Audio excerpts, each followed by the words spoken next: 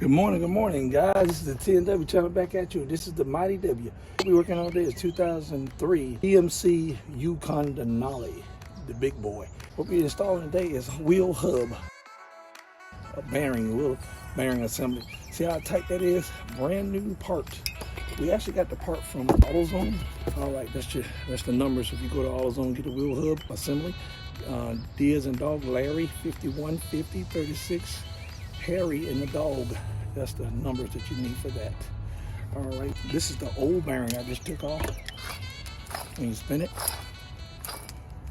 hear that noise? The new one, you try to spin it, it's tighter. That's how you know it's bad. You also get some new bolts that come with it. You might want to use it for the install. And that's what the Mighty W is gonna do. These are to give you some Loctite on these, yellow Loctite, so it tightens up and won't come out. This is for the caliper brackets that go up in here, right there.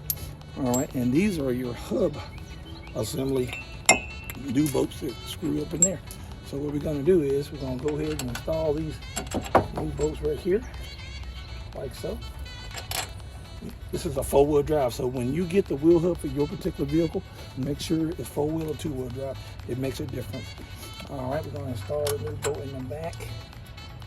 All right, well, I'm gonna tell y'all, this is called a vacuum plate. This vacuum plate, when you're taking it apart, make sure you lay it downward, because if you put this back on the wrong way, it will rub up against the rotor and make a lot of noise. We don't want to have that. So what we're gonna do on the install, all right, put it on the back of the wheel hub like so. All right, so we're gonna go and line everything up. This is gonna be a little task here. I say on average, this install should take maybe about an hour, hour and a half at the most. All right, make sure you line all your bolts up. Because you don't want to cross thread anything, so make sure all your bolts are lined up perfectly. All right. This is the passenger's front wheel. All right. Let's make sure everything's lined up correctly. And the bolts are 15 millimeters. So I'm using a cordless ratchet today to speed up the process with a 3/8 extension with a 15 millimeter swivel. All right, so let's go ahead and get the bolts in there. All right, just gotta work around that 4-wheel drive.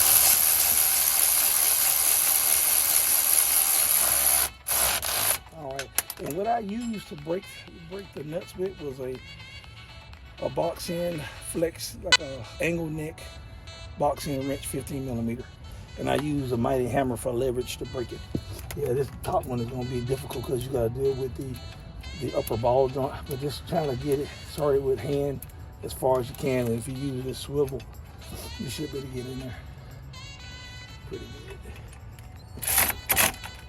And if you can't, just run it in with hand the whole time. Make sure you take the tie rod and loose